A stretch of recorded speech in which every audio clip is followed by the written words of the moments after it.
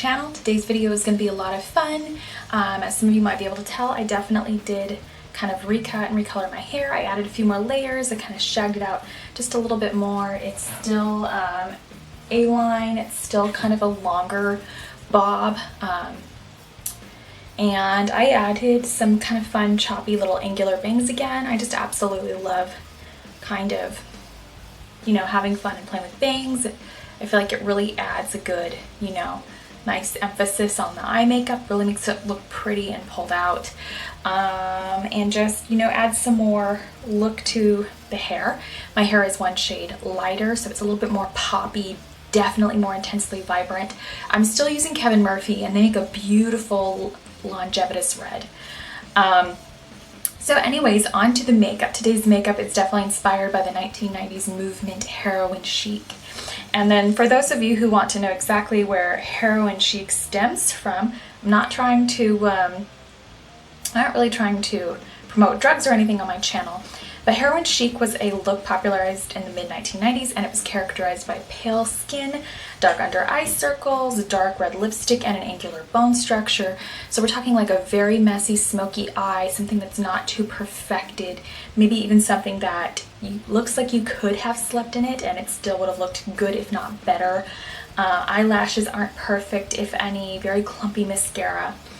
And I don't know if any of you guys have ever seen the movie 13, but when I think of Heroin Chic, not to put too fine a point on the content of that film, but a lot of the looks in there are very 1990s, very Heroin Chic from hair to fashion. Once again, content excluded. Now, the look characterized by emaciated features and androgyny was a reaction against the healthy and vibrant look of models such as Cindy Crawford and Claudia Schiffer.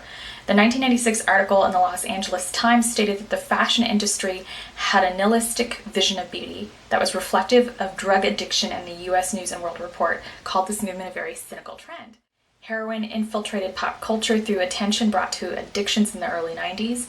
In film, the heroin chic trend in fashion coincided with the string of movies in the mid-90s, such as Basketball Diaries. Again, the content of that movie is very risque. I definitely recommend checking it out if you're a diehard Leonardo DiCaprio fan, but once again, yeah, there is drug use in that movie. Trainspotting Kids, Permanent Midnight, and Pulp Fiction, another movie that pretty much primarily surrounds itself around, well, gangs to an extent and drugs. And then of course there's, you know, the rise and fall of the Calvin Klein featuring the emaciated looking Kate Moss. Since then she has emerged and said that she has had eating disorders. But also if you have, I also wanted to bring this up, if you lived through the 90s, this is no news to you really. Those of you who saw people like, you know, Elaine's appearance on Seinfeld, she had very tiny little body, very scrawny, very much so, very poofed hair, so you kind of just noticed this very sort of Helena Bonham Carter type-esque look.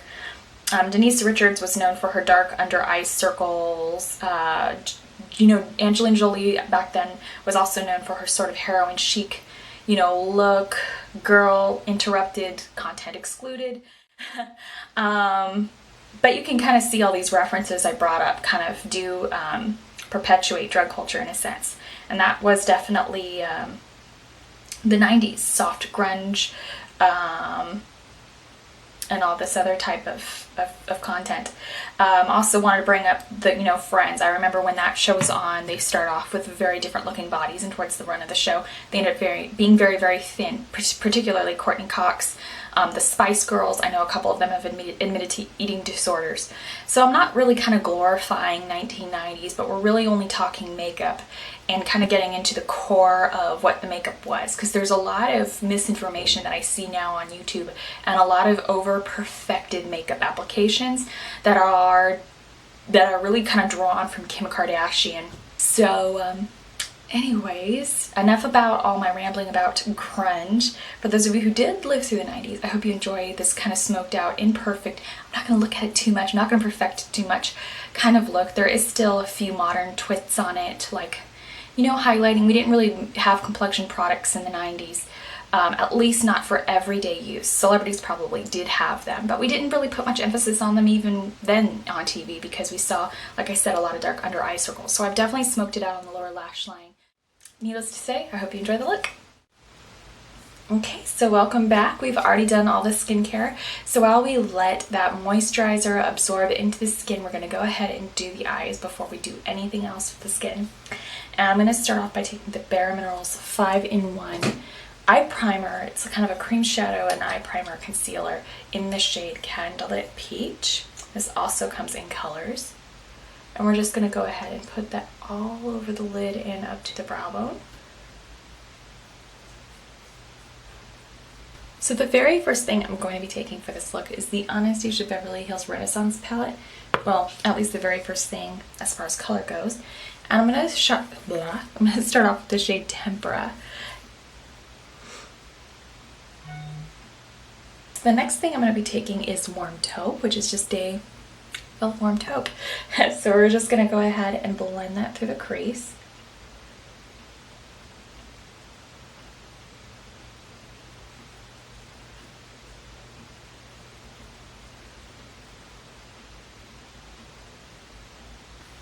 I'm now going to take Primavera, which is a golden kind of a highlighty shade, and we are going to put that in the inner tear duct.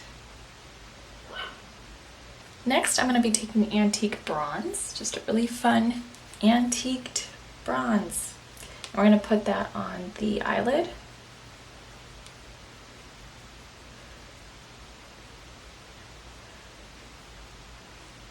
And this color you're going to spend a little bit of time with, even though it's a shine, just because we don't want it to get patchy, because it's diffusing out into much lighter tones.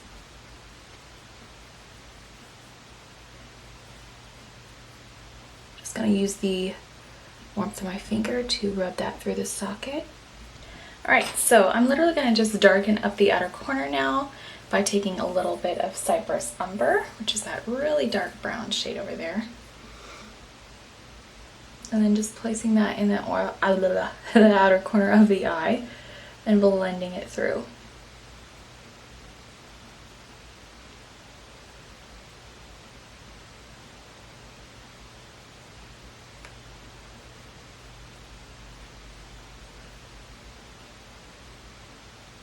I'm now going to take Butter London's Iconolast. This is the Infinite Lacquer Liner, and it comes only in the shade Brilliant Black. And we're going to do kind of a fun wicked eyeliner with this one. This one didn't get too many stars as far as a liquid liner rating, but I think the sketch markers from Too Faced rated a little bit higher.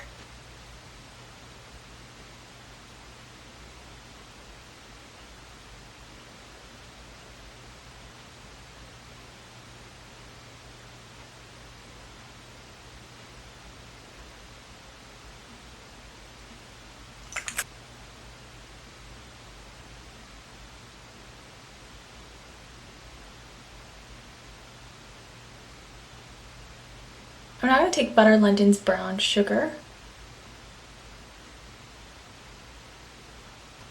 and just use the warmth of our finger to blend it out. Taking Anastasia Beverly Hills again, I'm going to go back into Antiqued Bronze, and we're just going to smoke out the lower lash line.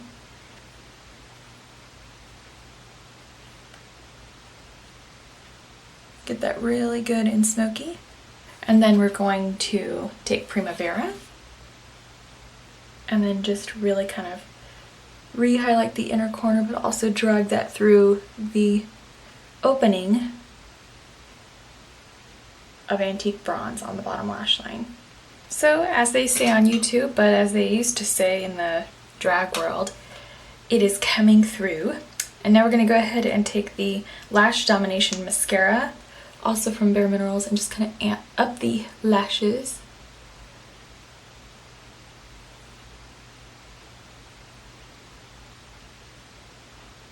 Now when it comes to doing a very 1990s, very smoky eye, they didn't really wear a lot of like false lashes in everyday wear, but you know, we're gonna do a little bit more modern day. So I'm gonna be taking the Gypsy 906s, and these have been worn before, which makes them absolutely perfect to be doing something that's kind of, you know, heroin chic, runway, grunge inspired.